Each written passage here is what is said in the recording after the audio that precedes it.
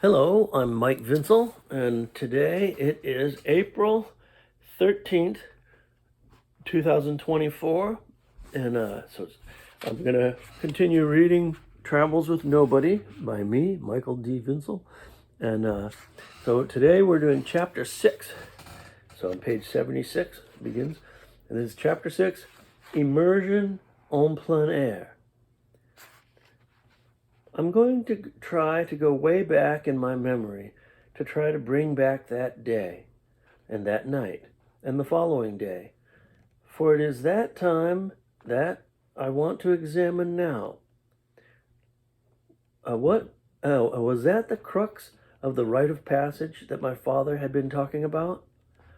He had told me before I left that driving across the country is a rite of passage.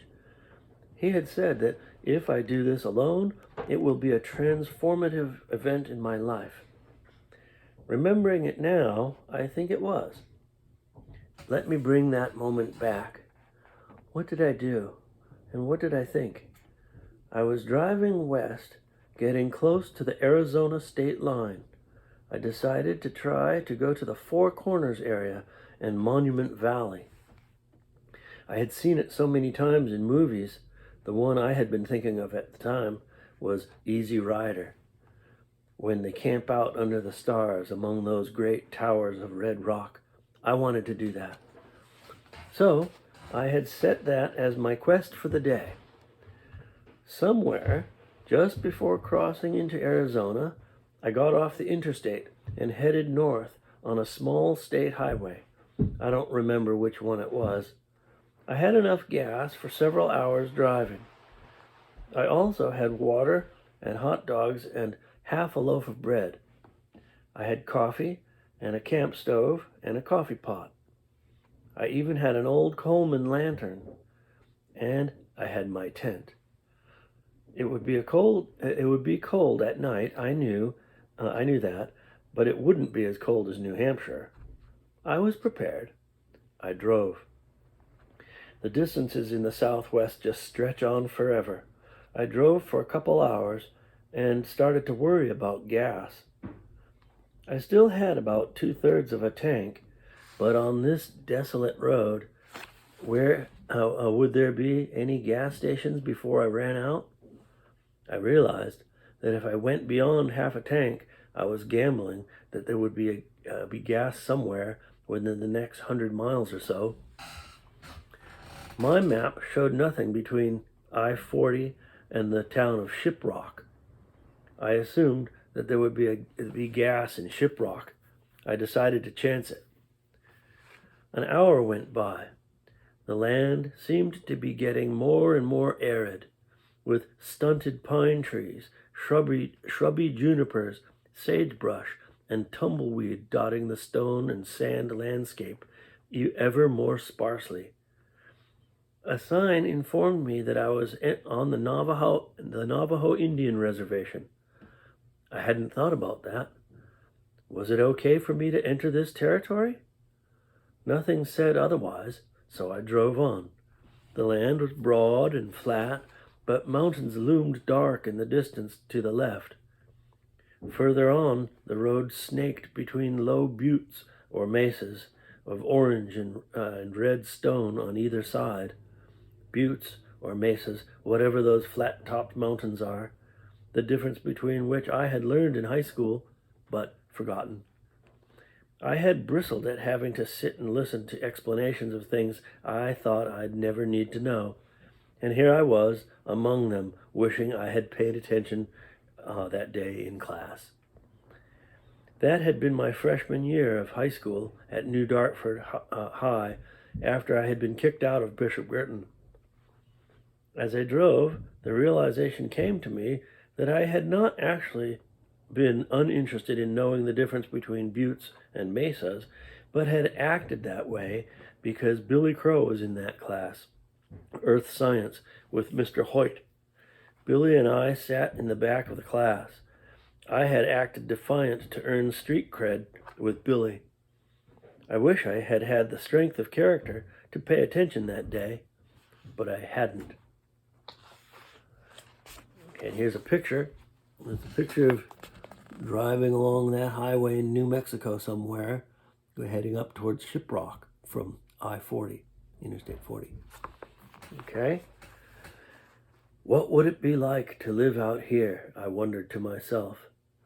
It must be like that for everybody. Everybody traveling through land they've never been to before. The road went on and on, the land becoming more and more desolate.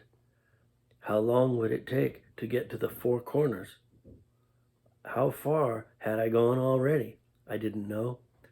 But then, up ahead, literally in the middle of nowhere, I mumbled that to myself, was a windswept, dusty gas station. I stopped and filled the tank. Now I could continue on with confidence. It must have been around 4 o'clock when I reached the town of Shiprock. There were signs for Shiprock National Monument. I could see it from the road, an amazing angular shaft of stone jutting out of the earth. I stopped to look at the map. I'd been driving for hours and was still only halfway from the interstate to Monument Valley. If I continued driving, I would arrive there late at night and maybe short on gas. I decided that I would just drive out to the mountains and find some place to camp.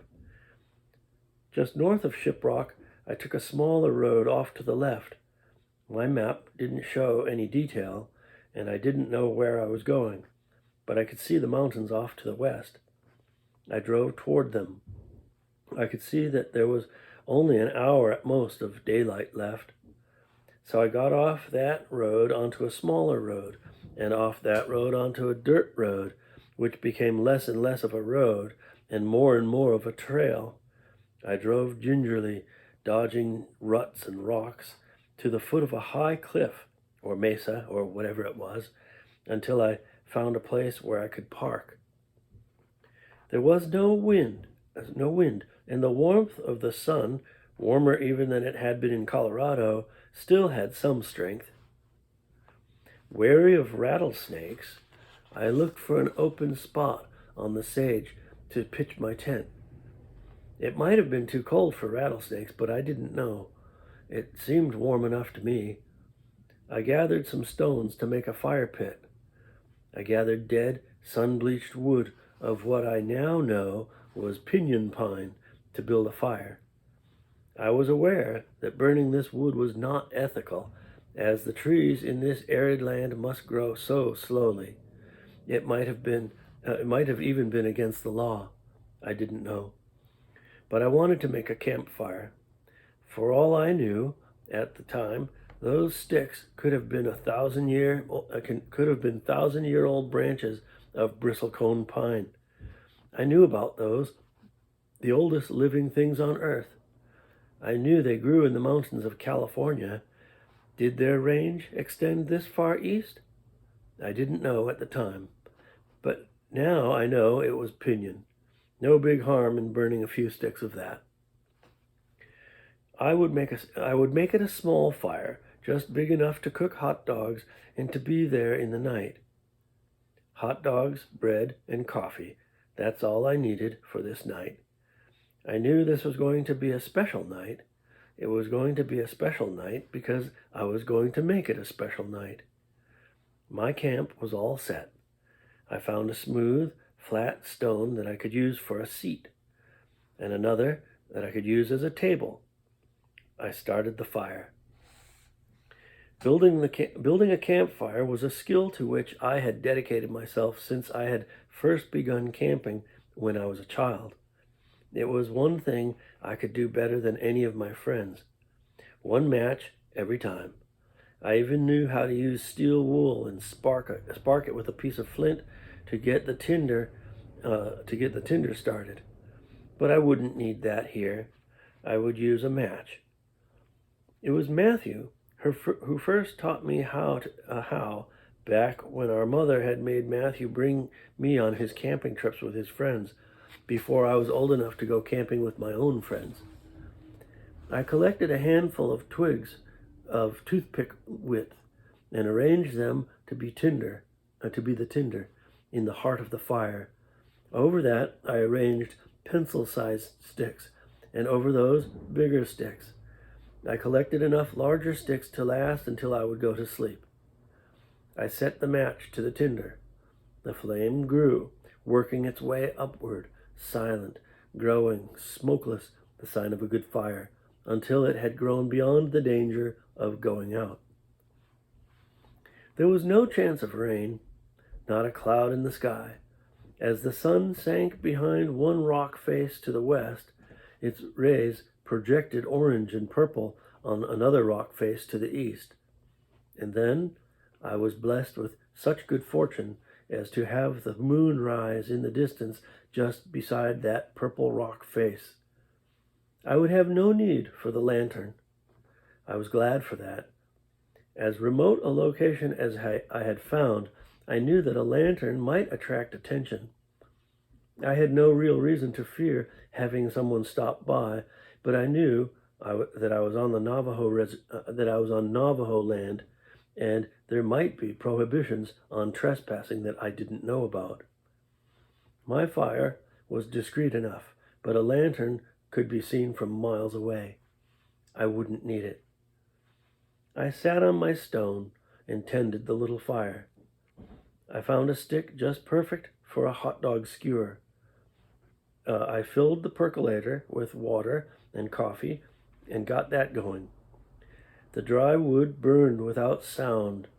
If somebody did happen by, I could offer them a cup of coffee. That made me think of the movie Young Frankenstein, where the blind priest, played by Gene Hackman, pours the soup, missing the bowl, onto the monster's lap. I chuckled to myself. I remember that is what I was thinking as the last sliver of sunlight glowed orange on the upper edge of a cliff. The moon rose big and yellow. The sky was full of stars, even with the moon's bright light. The sunlight still remaining, just a sliver, getting thinner and thinner as I watched, and then it disappeared, and night set upon the land. Okay, here's my picture of that scene. There's the last rays of the sunlight illuminating that cliff, and there's my tent and the campfire there, and the moon in the distance. So frost glowed silver on the sagebrush. It was cold, perhaps just about freezing now. That came quickly. I knew it would get colder in the night, but I had long johns and winter clothes. I was prepared for it. I skewered a hot dog and set it over the fire. I used another stick to tend the fire, forming a bed of coals beside the flames. The smell of the fire, along with coffee and roasting hot dogs, gave me warmth and hominess. I ate 3 or 4 hot dogs and had enough coffee to last the night. When would I go to bed? It didn't matter. I could go to bed whenever I felt like it. I had no obligations for the next day, or for the day after that, or the day after that. I wanted to get to Matthew's place before Christmas. That was my only obligation. So, here beside the pond in Japan, 57 years old, remembering back, take me back to that night, 20 years old, that night somewhere on the Navajo reservation, not quite having made it to the Four Corners or to Monument Valley, not having quite made it. Take me back. My conversation with the fire. No, I don't need another hot dog. I've had enough coffee, thank you. I just want to talk for a while. Let me know, fire, if you need more wood. What had happened with Grandpa and Grandma? I had never suspected anything wrong. And my mother, why had she been so religious? I had lied, telling her I believed in all the Catholic Christian doctrine I'd learned in CCD over the years. I had gone to CCD all the way until confirmation when I was a senior in high school.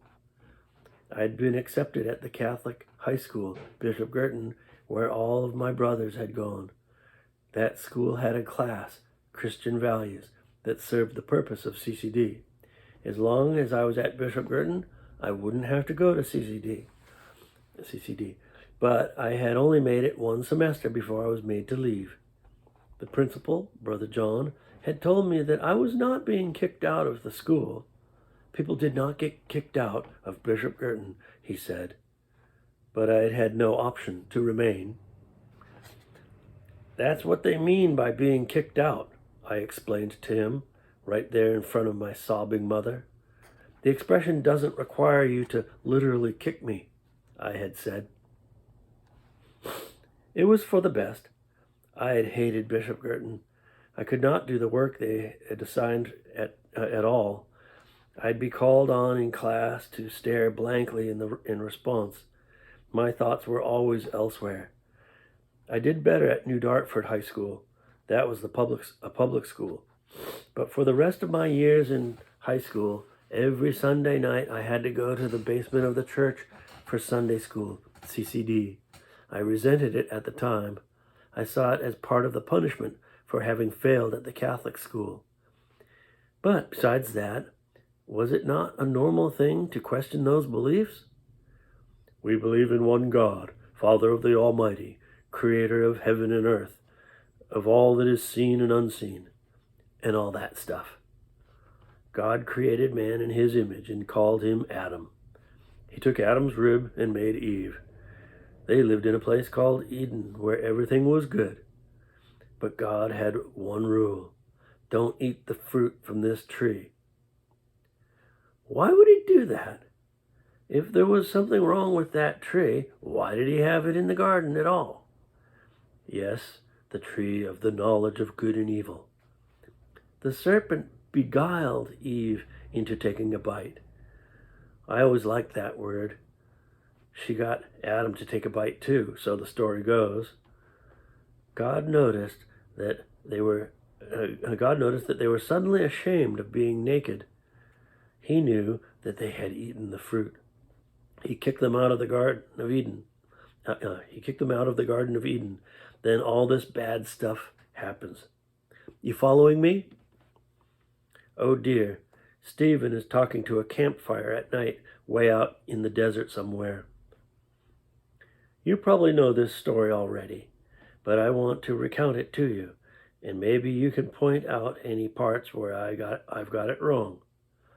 Here, let me bolster your spirit with a little more of this fine resinous wood. I appreciate your listening. Right. God could have just told them not to worry. There was nothing wrong with being naked. He was the boss, after all. But God was not at all cool with it. So they have 2 kids, Cain and Abel. Then Cain kills Abel. Sounds bad. God asks Cain where his brother is, and his famous reply is that he doesn't know. And anyway, he is not his brother's keeper. So here's a part that gets me. God punishes Cain by sending him off to wander the world, sort of like me, except that nobody but me sent me out to wander. God tells Cain that everywhere he goes, the people will be hostile to him. But then God tells him that, no, if anybody attacks him, revenge will be 7-fold. Not 8-fold, 7-fold. Okay, now, fire. What people? The only other people would have been Adam and Eve. Anyway, I suspect that whoever wrote this intended it to be an allegory. I know it is an old story. It is sensible to me to interpret it as somebody trying to explain the mysteries of life. Why do men and women get on each other's nerves, for example? What I wish I could have asked my mother was if she really thought that was literally true, or if it was simply the creation myth of the culture in which she and I grew up. I never could get to that point with her. No doubt, I was a rascal. I was not an easy child for her to raise. I am thankful for everything she did for me. I hadn't thought of it consciously, but I guess that's why I pitched the tent tonight. There are no mosquitoes here. It isn't going to rain. It is not windy. I could sleep under the stars like they did in Easy Rider. But I pitched the tent. Witness for peace. Wow. If you ask me, that is the most noble work a person can do. Of course, being a doctor would be right up there, but that requires a measure of competence that I don't believe I have. But I could be a human shield. If your country is contriving ways to justify starting a war or joining a war already in progress, you must, as a taxpayer, learn as much as you can about what is really going on. Conduct due diligence, and when you are confident that you know that you understand who is attacking whom and for what reasons, you must take a side. If your country is the aggressor, as I believe they were in the Vietnam War, and it's looking like that for Central America, then you must do whatever you can to counter the destructive efforts of your own countrymen. That is not treason. Treason would be to sully the nation by participating in the conduct of an unjust war. In World War II, Germans could only be considered heroes to the extent that they tried to sabotage the efforts of their commanders. Desertion was the most noble thing they could have done. Even better if they deserted and then joined the Allies. Vietnam veterans can claim that they hadn't known. They had been beguiled. But fool me once, shame on you. Fool me twice, shame on me. I've made up my mind not to join the military. But going the next step, that is, volunteering to join Witness for Peace, I'm not ready to do that yet. I'm not ready to do that either, yet. I'll have to study up on what is going on down there. You know, Fire, it occurs to me that throughout history, young men have joined militaries in times of war, probably with less thought than I am giving now to the prospect of volunteer for an anti-war group. In high school, we read the book All Quiet on the Western Front by Erich Maria Remarque. There is a scene where all the kids are in school and the teacher is encouraging the kids to do their patriotic duty and join up to serve in the war. That would be World War I. It was a school in Germany. All the kids except one are enthusiastic to join, but the reluctant boy succumbs to pressure from all the other boys and agrees to enlist. He dies in the war. The teacher who had assigned that book to us, Mr. McGorry, had himself been in World War II. I took the message of that book seriously. I remember at an assembly at the same high school. I forget what the assembly was about, but at the time, but it was at the time that the American embassy in Tehran, Iran, had been taken over, and the staff there had been taken hostage. Somewhere in there had been a failed attempt to rescue the hostages. Some helicopters had collided, and footage of the burnt wreckage and bodies had been on the TV news. The kids in the high school auditorium began to chant, "Bomb, bomb, bomb, bomb, bomb, Iran. Bomb, bomb, bomb, bomb, bomb, Iran. Oh, bomb, Iran," to the tune of the Beach Boys' song, Barbara Ann. No teachers tried to break that up. It was seen as humorous. I thought it was terrible. So did Chuck Lombardi. I hadn't known any of the history of what had been happening in Iran at the time, but somehow Chuck Lombardi had known about the 1953 coup d'etat in Iran that had installed the Shah of Iran, the recently deposed dictator. Chuck even knew that it had been called Operation Ajax, a CIA operation. Where did he find that kind of information? That's why I admired those guys. Tracy. I'm assuming that you know all of this stuff. You are the campfire, after all. But just in case, is the girl I loved. Still love. No, I can't do that. Why was she out there walking on that back road that day, the day I gave her a ride on the tractor? I really hoped that we could, what's the right word, make a go of it. It all seemed like it was going to happen. And then that night after the harvest party, she ended it. She ended it before it even got started. I don't know why. I've asked myself that question so many times since then. Jesus, it seems so long ago now. I know I'm not normal.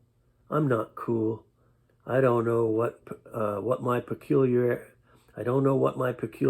is precisely, but it is something other people can detect. Whatever. I suppose I'm peculiar within the range of normal peculiarity. I will survive. I know that someday I will meet the right person for me. That's what my parents told me. Anyway, thanks for listening. Do you need more wood? That was me talking to the fire. I put another handful of sticks on the coals, kneeled down and gently blew to resuscitate the flames. I lost track of the time, but it didn't matter. I could sleep as late as I wanted to in the morning. It occurs to me now that not only did I not have a radio, but I also didn't have a watch. There might have been a clock in the car, I don't remember. I went on talking to the fire for what must have been a couple hours. I told the fire that when I had first decided to buy the car, my first thought was that I could drive it to the Golden Trout Wilderness. Now, I realized that if it were possible to approach that area from the eastern slope of the Sierra Nevada, I might be able to get there in 2 days. I went to the car to look at the road atlas. Using the interior light to look at the map, I studied California. Kings Canyon National Park. It would be just up from there. I saw that it would be a massive detour to try to go to the Golden Trout Wilderness by way of Nevada. Out of the question, I knew. Probably snowed in anyway. I thought of the time I had offered Tracy the grapes that day when I had stood on the seat of the tractor to pick wild grapes that hung over the road. Then there she was, walking along that road in the middle of nowhere on that beautiful afternoon. She had tried to pick some, but they'd been out of her reach, so she'd said they were probably sour anyway. Yes, the Golden Trout Wilderness would probably be snowed in anyway. I saw that even if I went the normal way to go from Kings Canyon and hike up from there, it would be far out of the way. It also occurred to me that it was almost December. Any place of that high elevation in those mountains is going to be downright Antarctic until next July, so I gave up on that. I put away the atlas and went back to the fire. Some 3 or 4 years later, I did make it to the Golden Trout Wilderness, the upper stretches of the Kern River, and I did catch several golden trout. The Golden Trout Wilderness was the place I first thought of going when I first considered buying the car. But that was impractical this time. My goal remained to get to San Francisco, to Matthew's house, before Christmas. I suppose I was getting tired of traveling. It would have been different if somebody had come along. I don't remember why Chuck hadn't come with me. Rich and Pete had gone to college, but Chuck hadn't. He stayed working at the orchard. Anyway, I was alone. That did have some advantages. I had never experienced being able to make my own decisions on the spot. I had always done things in groups, be it family or friends. The notion to get off the interstate to try to see Monument Valley had been spontaneous. I thought of it as soon as I realized that I was coming up on the Arizona line, and there happened to be an exit for a road going north. I had only a vague idea that Monument Valley was just west of the Four Corners. I hadn't imagined that it was as far from I-40 as it was. I woke the next morning to the heat of the tent roasting in the sunshine. I had slept well. I didn't know what time it was, but the sun was high enough that it had not only burned off the frost, it was more than warm, it was hot. I got up, rolled up my sleeping bag and tent, put everything away in the car, and decided to get driving. Everything back in the car, I stood with the door open, looking around, about to get in. I imagined myself as Peter Fonda tossing his watch as they start up their motorcycles to get on the road. I was way ahead of them. I never had a watch to get rid of. I wouldn't push further to try to find Monument Valley. The land I had seen had been inspiring enough. My conversation with the campfire had been everything I had hoped for. I started the car and backtracked to the paved road, and from that to the bigger road, and from that to the one that would take me back to the interstate. I stopped at the gas station in the middle of nowhere and got a cup of coffee and the last bacon, egg, and cheese sandwich they had.